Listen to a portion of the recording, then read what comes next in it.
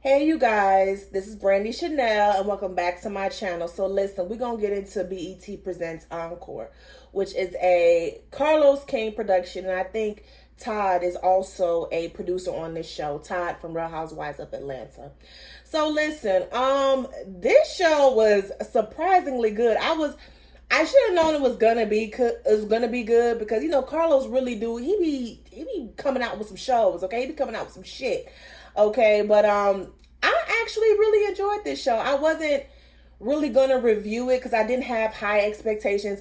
I really didn't want to see Keely's ass on there, but surprisingly, I really don't have a problem with Keely. I got a problem with them damn Cherish twins. Okay, we're gonna get into that a little later.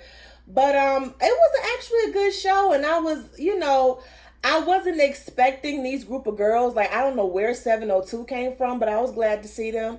I don't know where Pam came from what is that group? Don't tell me I forgot the group. Can't you see? Total. Okay, that's who it is.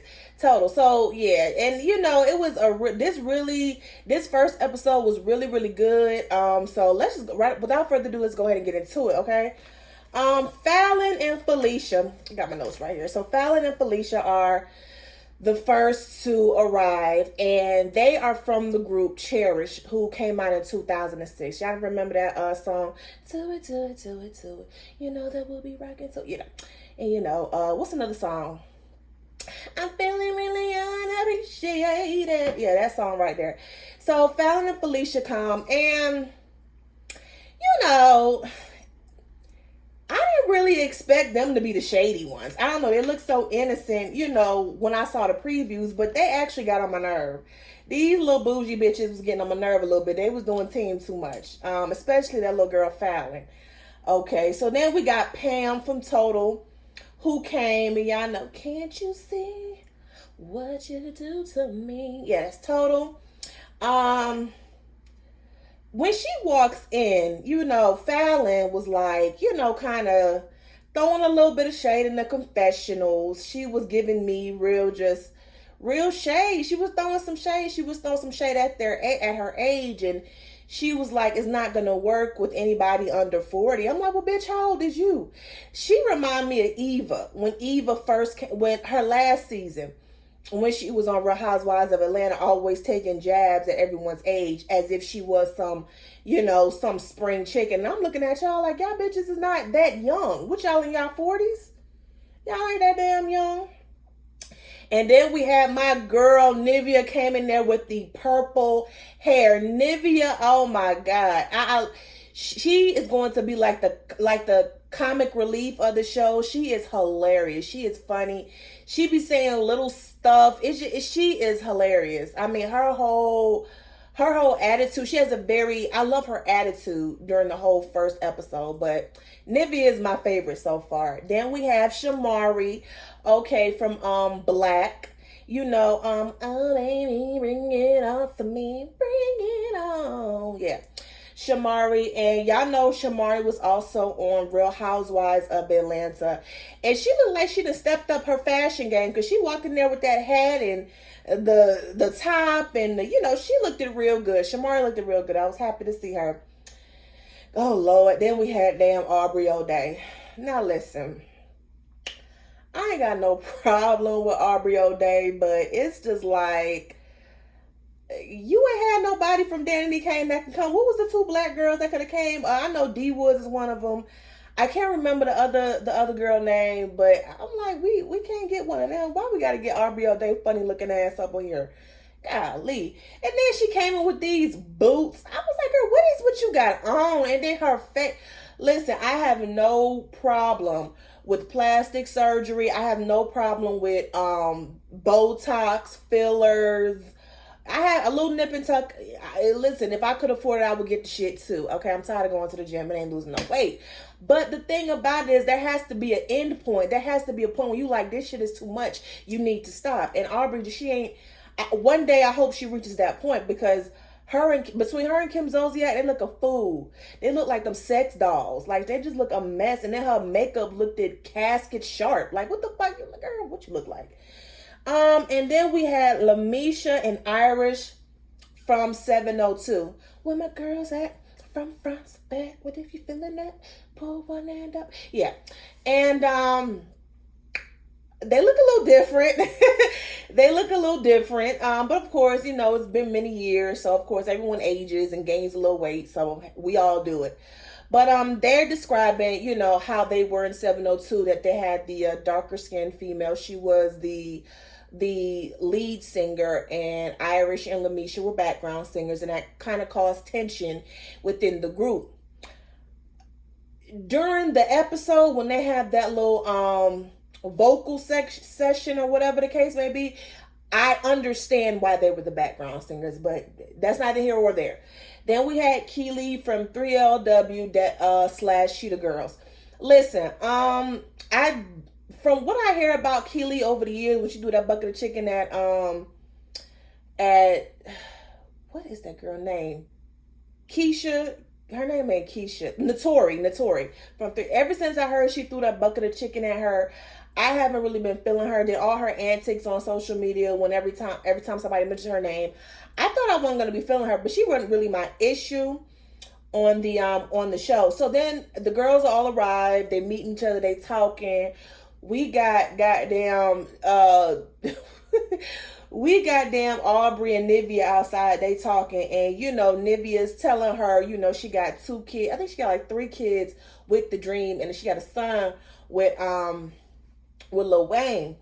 And I was just like, this fool gonna come out her mouth talking about something. What is his penis like? Like, what is his penis like? Bitch, how is you finna ask that girl what her baby daddy penis is? Why? Because you want it? Shit. Well, it's a good thing. It's a good thing Nivea is not with the Dream no more, because Aubrey liked to sleep around with other people's man. Remember, she did sleep around with one of them Trump boys. The one of them Trump boys, she was messing with him while he was still married. So yeah. So the girls are talking, and Fallon and Felicia is making these comments about it's a geriatrics, ladies, and it's just like, y'all are not that much younger. Y'all are not that much younger than them, okay? As a matter of fact, they paved the way for your group to come when they did. So I'm going to need y'all to calm down while y'all sitting up here acting like y'all the cream of the crop, because you're really not. Keely says she's not part of the group. She wants to be creative director. And Shamari, Felicia, and Fallon, they wasn't really feeling that. And I think the twins, they was really doing too much. They were saying, how are you gonna tell us what we need to be doing, and you are in a failed group just like we are? And I'm just like, even though I understand what they're saying, y'all, I mean, it's just their attitude was really getting on my nerve, because it's not like their group had a couple of cute songs, but a lot of these women had some success. Like Total had some success, okay? Black was in a movie. Who else was in a movie? Danny Kane was on a show, had their own show. And did Cherish even get to a second album? I didn't think so. So y'all need to just pipe down. And then when the girl, I think it was Fallon who said that Felicia just learned that she had $1 million. Then you got Aubrey O'Day sitting up here talking about, girl, with that Claire's bracelet dangling on your wrist. Girl, no ma'am. It was just, the millionaire comment really just rubbed me the wrong way. It just, okay, so she's a millionaire. So if y'all, and then they go on to say that they don't need this, they need this, we don't need this. Then why the fuck are you here? If you don't need it, why are you here, ma'am? Girl, go on with all of that. Go on. And then you got Pam over there. I'm here because God told me to be here. I'm here because God told me to be here. I don't think she said anything wrong, but I'm here because God wanted me to be. She says this several times throughout the episode. And I was like, it's a good thing that Pam found Jesus and she found God, because she done did some stuff in the past. We ain't gonna even talk about it, but she done did some stuff in the past, so she found Jesus, and I get it, but it's like, girl, come on, man. Come on. Are we gonna have to hear about this the whole season? Okay, so I had in here the Cherish girls was like getting on my nerve, and they were just doing some unnecessary shit.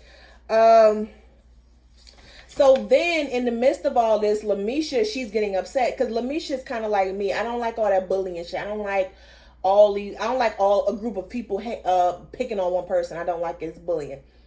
And then I think it was Felicia who was like, "Who are you?" And then Lamisha said, she was like, "Lamisha, Lamisha." And that girl, she bagged. She knew the bag back. She knew the bag back. She was not playing. Lamisha was not playing with her. "Oh, ma'am, you're not gonna do that to me. Not here, not today. You're not gonna do that to me." I'm so glad Lamisha was ready to get her. She was ready to get her.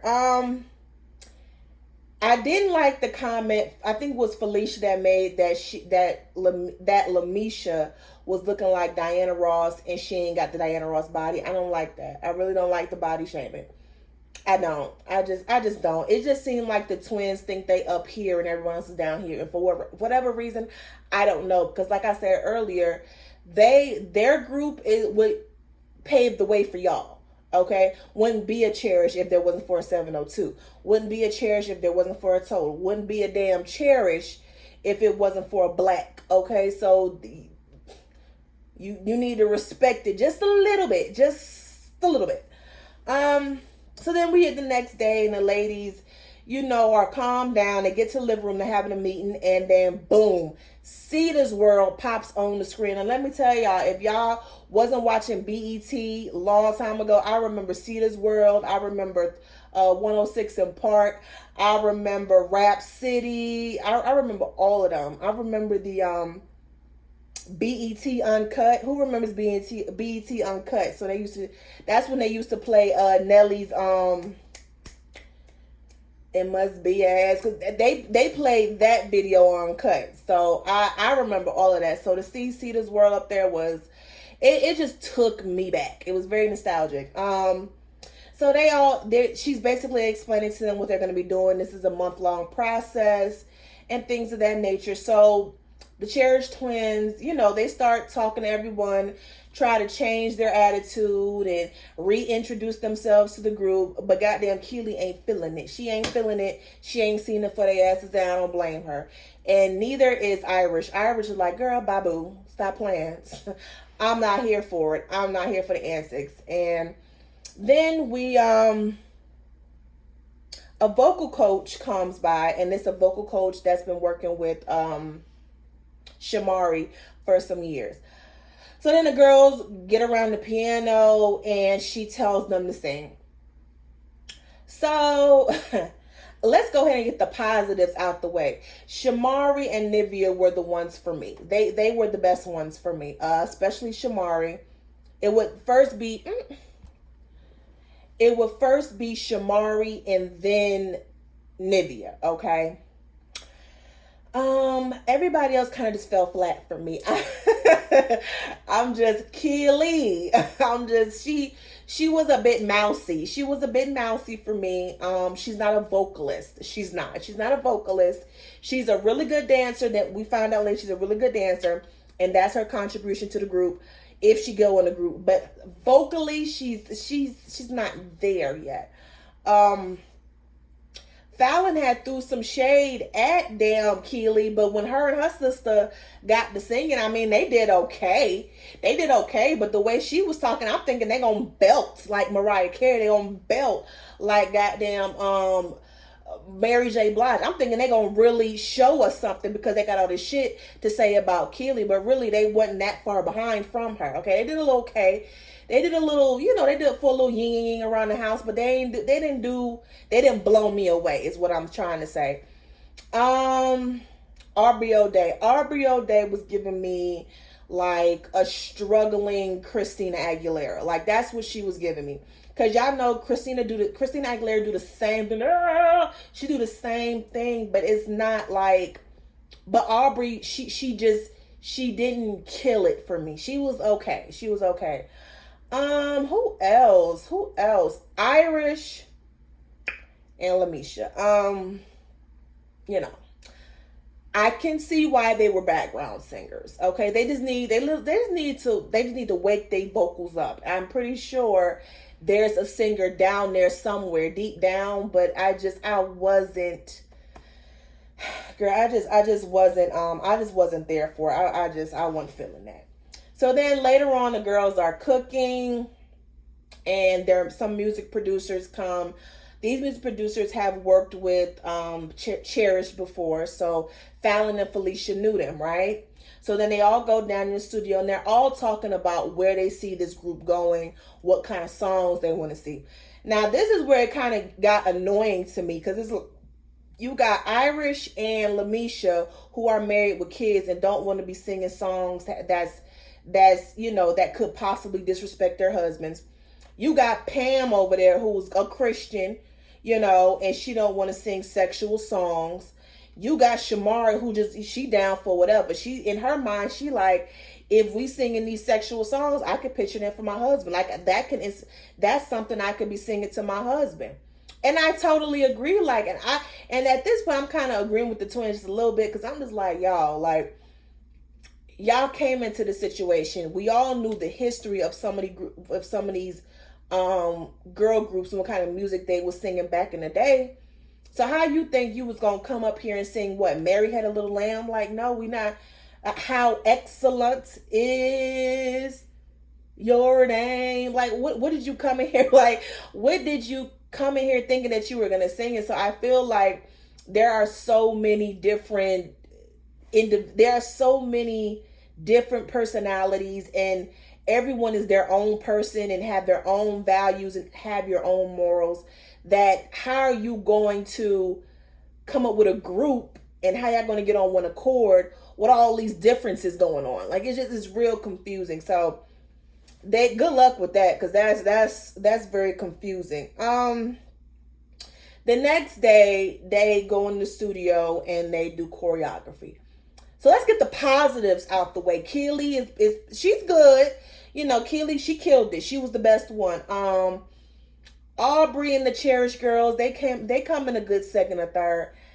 Pam, Lamisha, Irish, and Nivea. They weren't. It was like the body wanted to move, but the hips was moving in the opposite direction of the body.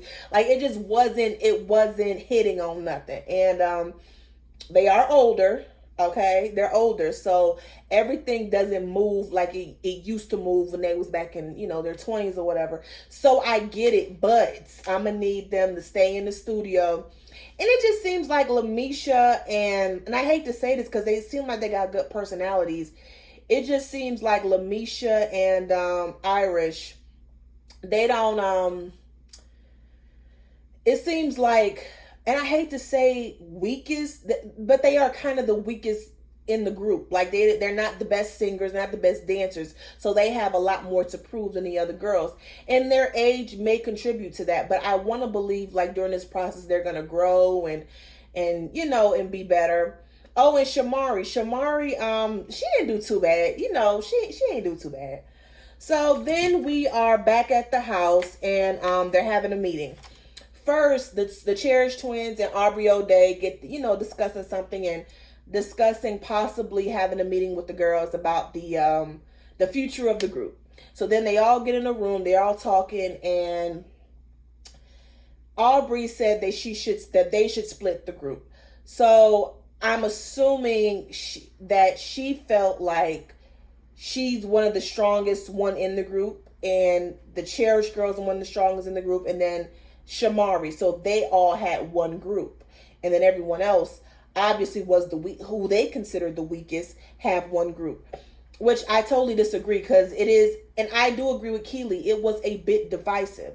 Like, why are we splitting up the group? Because what you're saying is you're not good enough to be with me is basically what she was saying, but just in a politically correct way. That's what it seemed like to me. The other girls are not feeling it. They feel like it's being divisive. Keely is not really in a group because she said she was the creative director. So everyone is having an issue with it except for the twins and Aubrey. And so I think Irish, Fallon, and Keely was all outside, and Keely expressed how she was not feeling it. It was divisive. And then, how they didn't like it. They didn't really like it. So then fast forward, Irish, Fallon, I keep getting Fallon and Felicia confused. And I think it was Shamari. They were all having a conversation, and we found out that Irish was a twin, and her twin was actually in 702, and she actually passed away. And it was a very emotional moment. I even cried a little bit because I lost a cousin to cancer in December. So it was a bit emotional, but I love that scene. I love that we have these serious moments and not so much drama, drama, drama, drama. So I like that. Okay, and then later on that night, now y'all tell me how y'all feel about this. Aubrey, Felicia, and Fallon are having a conversation. And I think it was Fallon, I don't know which one of them twins, had told Aubrey about the conversation they had earlier after the meeting, and said that Keely was, basically telling her she was divisive and she didn't like it. Aubrey got upset. Aubrey, why did you get upset? Why? So just because you said it in front of their face and not behind their back does not mean you weren't being divisive. You wanted to split the group. That's being divisive. And I'm glad that Keely didn't back down from her ass. And she said, yes, I said it. But I also don't appreciate one of the twins being messy like that, because they're going to be the messy ones. They're going to be the messy ones of the group. And, I don't know what that was. Okay, but that's basically the end of the show. It was a good first episode. Like, I've never been introduced to the series, and the first episode is that damn good. Like, he need to revamp Bell Collective and make it like this, because the first episode was banging. It was bomb. I enjoyed it. I'm definitely going to continue to review it. Now, if it fuck up, then I'm gonna stop. But y'all tell me how y'all feel about this first episode of BET Presents the Encore. Y'all let me know down below how y'all feel about it. Don't forget to like, share, comment, and subscribe to my channel, and you all have a great day.